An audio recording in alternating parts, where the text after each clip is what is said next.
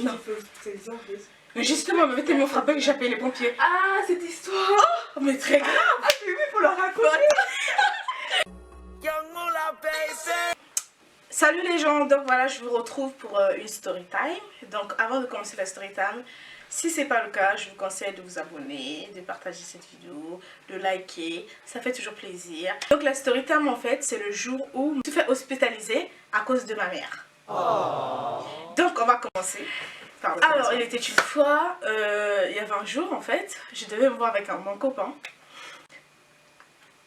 Attends, j'arrive même pas à l'émotion, mon dieu. Ma mère.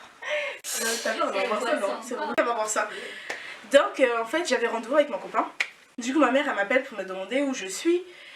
Du coup, je lui ai dit que je devais sortir et que je pars à la médiathèque. Alors que c'est même pas vrai. Donc, j'ai menti, j'ai dit à ma mère que je vais aller à la médiathèque, en fait. Donc voilà, j'étais avec mon copain, voilà, on a passé la journée ensemble. Du coup, quand on a fini, on a pris le bus. Le bus, en fait, qu'on a pris, il arrivait à la gare.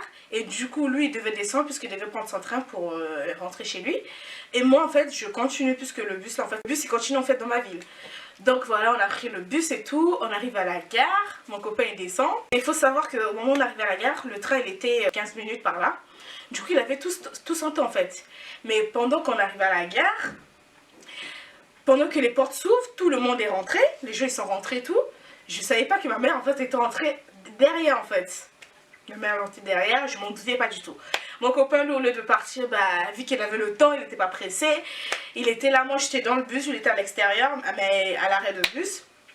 Il était là, il me fait des petits cœurs, comme ça, des bisous, tout ça.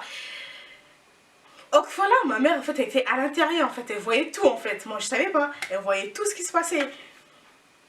Donc du coup, bah, on a fini, bah, le bus en fait, c'était son heure, le bus a démarré. Donc le bus il démarre, mon copain il est parti, il est parti rentrer à la gare. Le bus il démarre. Et là il y a quelqu'un qui me tient par derrière comme ça, genre quelqu'un qui me bouge comme ça. Je dis mais c'est qui, genre voilà. Je me retourne et tout. Je vois une meuf, elle me dit... Il y a ta mère qui t'appelle. Pardon? Il y a ta mère qui t'appelle. Je suis... C'est une blague. Et je me retourne, je vois ma mère. Oh, elle me dit... C'est ça la médiathèque. Là, à ce moment-là, je sais que c'était ma mort. Et je mets mes écouteurs. Vu qu'en fait, elle était assise derrière, vu qu'il y avait beaucoup de gens, je mets mes écouteurs, j'appelle mon copain. Je lui fais comprendre qu'il y a ma mère et tout, on nous a grillés. Mon copain, il me croit pas, mais à un point, il me croit pas. Genre, non, il me dit, mais n'importe quoi, ta mère n'est pas rentrée, je l'ai pas vue et tout.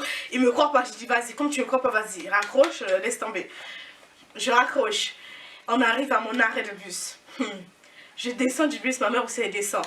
Et on part ensemble dans une même maison. Ma mère, elle prend cette route, comme ça. Moi, je prends comme ça. Au bout d'un moment, on se retrouve devant la porte, nous deux. On rentre, elle met le badge et tout, on rentre à la maison. Je rentre à la maison et je rentre. Et ma mère, mais quand je vous dis, elle était mais vénère, elle a serré ses dents, mais d'une manière. Ce petit temps en fait, qu'elle te donne, en fait, c'est le temps de dire adieu en fait à tes proches, que tu vas mourir en fait, que c'est le temps où voilà, tu vas mourir, dis les adieux à tout le monde, mais vraiment, j'ai vraiment cru que j'allais mourir. Genre vraiment, je disais déjà, j'écrivais déjà des adieux à tout le monde, que voilà, je vous aime bien, à ma famille. Après, t'as vu ça sur Facebook. Ouais. Je mettais, j'envoyais des messages déjà aux gens pour leur dire voilà RIP pour moi, voilà je suis morte, actuellement je vais mourir dans quelques minutes, je vais mourir. Voilà c'est le moment où ma mère en fait me laisse le temps voilà de dire me donner mes adieux aux gens en fait que c'est terminé en fait, que tu seras plus dans ce monde. Je suis dans la chambre et tout, je me déshabille déjà, je me change, ça serait déjà pas mal. Et là ma mère dans ma chambre, là c'était la fin. Elle me dit j'étais comme ça. Et là, elle m'attrape. Elle commence à... elle commence à me dresser comme il faut. Elle commence à bien s'occuper de moi. Elle a commencé à me taper, à me frapper mais comme jamais. Franchement, elle m'a frappé tellement ce jour-là. Je crois que, en fait, c'était un peu trop en fait. Je crois qu'elle avait trop ses nerfs. Elle a déversé ses nerfs sur moi. Donc, il faut savoir que dans ma chambre, en fait, j'ai un lit superposé. Du coup, elle était tellement énervée ce jour-là. Elle a pris ma tête. Elle a commencé à cogner contre le lit superposé. Et bam, et bam, et bam, et bam. Et ce jour-là, mais quand je vous dis vraiment, c'était quelques secondes, je sentais la mort en fait, tu vois. Un bois là que en fait la semoule, les Congolais ils vont comprendre, elle a comme ça me taper ça. Mon doigt s'est coupé en deux, genre. Il y avait du sang qui coulait, genre l'ongle, une tendue. Déboîté mon ongle. Elle m'a tiré les cheveux. Et franchement, en plus, ce jour-là, j'avais mes vrais cheveux naturels. J'essayais quand même de me cacher un peu comme ça, mais laisse tomber, je les sentais bien le coup. Elle m'a tellement frappé ce jour-là. Je crois qu'elle était tellement énervée que voilà. Franchement, je ne cautionne pas la violence, mais dans les familles africaines, tu vas bien la cautionner comme elle. Elle m'a frappé. Elle a fini, elle est partie. Franchement, ma mère, des fois, voilà, elle me tape, mais c'est normal, genre, voilà, c'est pas grave en fait à ce point. Ce jour-là, je pense que les degrés, voilà, c'était à 100 degrés Celsius. Ce jour-là, elle m'a tellement frappé, c'était trop. Je supporte la douleur, vous voyez. Et là, c'était... Non, je pouvais pas supporter. Tellement qu'elle m'a tiré les cheveux, ma tête, on dirait que ça faisait 500 kilos. C'était lourd, mais lourd, trop mal. Pas supporter, mais vraiment, je pouvais vraiment pas supporter. J'ai appelé des pompiers, parce que voilà, je me sentais plus bien, ma colonne vertébrale, laisse tomber, bref. C'était chaud quand même, c'était très chaud. C'était rude, tout ça juste pour ça. De base, franchement, je savais pas que ça allait être grave en fait, que ça allait prendre une ampleur. Et j'appelais des pompiers, de base c'était vraiment pour, voilà. J'ai une douleur, je me suis dit voilà, c'est un truc, on va me soigner vite fait, ça s'arrête là. Du coup, j'appelle les pompiers, mais oh là là, le délire. Eux, ils me font... J'explique que voilà, il y a ma mère qui m'a frappée parce qu'elle m'avait avec un mec. Mais eux, ils font passer les gens de trucs de maltraitance, je sais pas quoi, qu'ils ont cru qu'on me maltraitait, je sais pas quoi, SOS. Et je leur ai dit, ne me maltraite pas, juste que j'ai mal, moi j'ai juste envie qu'on me soigne. C'est tout ce que je demande en fait des pompiers. Du coup, bah, on m'a fait passer. Okay. Je parlais avec eux, du coup ils m'ont demandé en fait si je voulais qu'ils viennent me chercher en fait chez moi, au cas où si ma mère ne voulait pas. Ou en bas de chez moi. J'ai dit non, non, non, c'est bon, en bas de chez moi, ça suffit largement. Moi, je te fais avec eux. Il y a ma mère, elle vient, elle rentre dans la chambre, dans ma chambre. Elle rentre, elle me regarde, elle me lance le regard qui tue, genre. Méfie-toi, attention, je vais encore t'attraper. Elle m'a regardé, elle n'a même pas voulu savoir avec qui je parle au téléphone. En plus de ça, il restait quoi, 10 minutes que ça se décharge en fait, quoi. Les pompiers m'appellent et tout, ils me disent qu'ils sont devant chez moi. Donc je descends, moi franchement je savais pas que c'était si grave que ça. Je croyais vraiment que c'était, voilà, ils me regardent un peu vite fait, voilà, et c'est tout. Du coup j'ai pris mon téléphone, voilà, mes cheveux vraiment partaient, mais en vrai, on dirait que je viens de me battre avec je sais pas qui. En plus c'était mes cheveux crépus naturels, donc imaginez, elle m'a tiré ça, je ressemblais à un pygmain. Non, c'était chaud. Je prends mon téléphone, je me suis dit vite fait en fait. Juste comment je t'habillais, franchement, n'importe quoi. Donc, du coup je pars, il y avait des pompiers en bas qui m'attendaient. Dans leur voiture, je rentre comme ça, ils ont commencé à m'examiner. Ils ont vu que ça allait pas en fait, ça allait pas du tout. Ils ont allumé les sirènes et on est parti direction hôpital. Et toute seule, franchement ça craint. La personne devait libérer une chambre qui devait partir et moi j'allais remplacer en fait la personne. Je suis venue, du coup il y a le médecin, une infirmière comme ça, elle était. Ils ont comme ça m'examiner, regarder ce qui n'allait pas, le pourquoi du comment. Franchement, même dans la voiture avec les pompiers m'ont demandé mais qu'est-ce qui se passe et tout. Je leur ai expliqué que ma mère m'a frappé juste parce qu'elle m'a vu avec un gars. Ils ont dit mais c'est pourquoi, c'est pas ta religion? Non, même pas, je suis chrétienne, c'est juste que... Du coup, franchement, ils étaient étonnés quoi, genre tout ça pour ça quoi. Il y a pire dans la vie, juste parce que en plus... On était à l'extérieur, on dirait qu'il y avait un truc de ouf. On m'a mis dans une chambre parce que c'était grave, hein. J'avais des douleurs, colonne vertébrale, bon, je sais plus tout ce que j'avais, des mots professionnels, je sais plus. Mais c'était grave quoi. Comme j'étais mineure, j'avais 17 ans, il faut que mes parents soient là en fait. Il faut que mes parents viennent en fait, c'est ça le problème. Il faut savoir que moi, déjà, en plus je suis rancunière, mais en plus je voulais pas que ma mère elle vienne en fait. Je voulais pas la voir. Après ce qu'elle m'a fait, j'étais toute seule. Ils m'ont apporté un repas du soir, j'ai mangé. Là, je vois quoi, ma mère elle m'appelle quoi. Genre, elle se rend compte maintenant que c'est très sérieux ce qu'il y avait de faire, que je suis vraiment partie à l'hôpital. Elle a vu que voilà, je mentais pas au bout d'un moment. Je pense que là, elle comme ça s'inquiéter. Je vois qu'elle m'appelle, moi je décroche même pas, j'ai même pas envie d'entendre parler d'elle, j'ai pas envie d'entendre sa voix ou quoi que ce soit, à cause d'elle j'étais là. Donc voilà, non. Ma famille qui m'appelle, ma tante et tout, je décroche pas aussi pareil. Du coup, mon téléphone, il était déchargé, mais franchement la poisse. J'avais trop mon copain qui m'appelle, ma mère qui m'appelle, ma famille qui m'appelle. c'était abusé. Mon copain en plus il pouvait pas venir puisque ma mère doit venir puisque je suis majeure. Déjà imaginez si lui venait que ma mère arrivait, la guerre. Donc lui c'était pas possible qu'il vienne. À l'hôpital, bah appeler ma mère en fait pour leur dire que je suis hospitalisée, qu'il doit venir, tout ça, tout ça. Du coup j'étais à l'hôpital et tout. Le lendemain arrive, en plus j'avais rien sur moi, mais rien. Les infirmières viennent me réveiller, que je dois prendre ma douche. Je vois la porte s'ouvre. Dans ma chambre, en fait, j'étais allongée comme ça, et la porte qui s'ouvre. Et là, je vois qui arrive. Ma mère, quoi. Et dès que j'ai vu ma mère, j'ai retourné mon visage de l'autre côté. Mais genre, vraiment, je voulais pas en entendre parler. Pour moi, je voulais même pas qu'elle soit là, déjà. Pour moi, voilà, j'étais énervée contre elle, mais à un point, vous savez même pas. J'ai retourné mon visage, elle est venue me voir. Puisque déjà, elle était obligée de venir me voir, parce que j'étais mineure. J'avais 17 ans. Du coup, elle est venue me voir, je la calculais pas, elle m'a rapporté les habits, tout ça. Voilà. Ça commence à être critique en fait.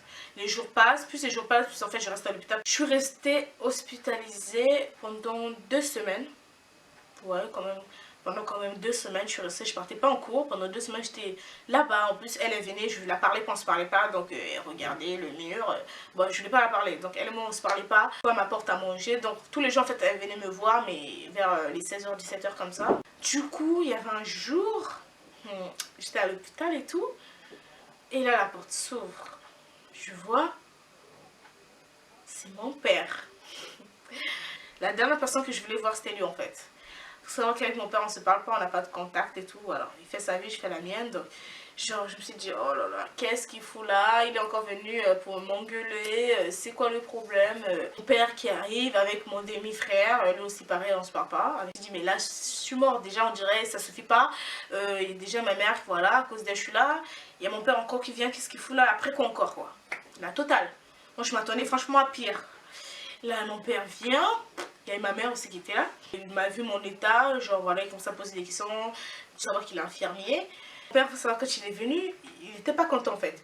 Donc, moi, je m'attendais franchement à me blâmer, tout ça. Mais en fait, pas juste, c'était tout le contraire. Il a commencé à engueuler ma mère, genre devant moi, devant mon demi-frère, mais genre, il n'était pas content.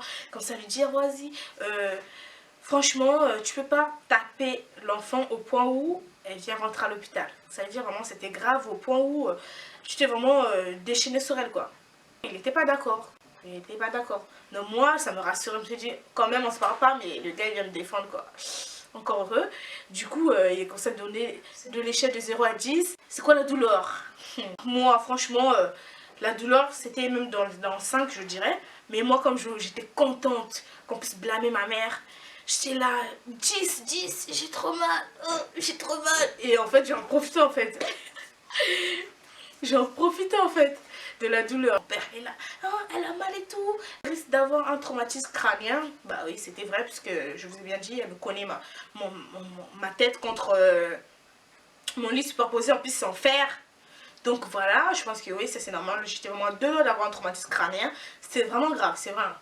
Donc il commençait à blâmer ma mère et tout, il parlait de ces trucs professionnels de santé, bon je comprenais même pas. Et ma fille risque d'avoir je sais pas quoi, des trucs bizarres.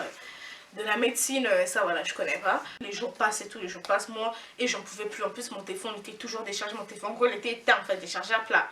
J'avais pas de charger, j'avais rien à faire, bref, ça m'énervait. J'avais vraiment envie de rentrer, j'en pouvais plus rester là parce qu'en fait, la bouffe, c'est vraiment de la merde. Genre, de la merde. Mais pas, c'était dégueu. Et en plus, j'ai pas les nouvelles de mon copain. Pour eux, peut-être il y a eu des conséquences derrière, parce que faut savoir que pour eux ils croyaient peut-être que ma mère me maltraitait, tout ça, mais elle me maltraitait pas. On va dire que chez nous c'est normal quoi, si tu fais un truc, on guillemets, on te tape. Chez nous c'est comme ça, que tu sois contente ou pas, on te tape quoi. Du coup bah il y avait des piscis qui passaient, qui faisaient des défilés dans ma chambre, des infirmières, des docteurs, vraiment se rassurer qu'on me maltraite pas ou je ne sais quoi. Je leur disais non, ne me maltraite pas, c'était juste que voilà, elle m'a tapé. C'est vrai, c'est un peu déchaîné sur moi. J'ai pris cher ce jour-là, c'est sûr, mais voilà. Au moins au bout de 2 semaines comme ça, voilà. Mon père est venu me chercher, je suis sortie de l'hôpital. J'avais des rendez-vous avec des assistants sociaux. Faut savoir qu'en fait, apparemment en France, faut pas...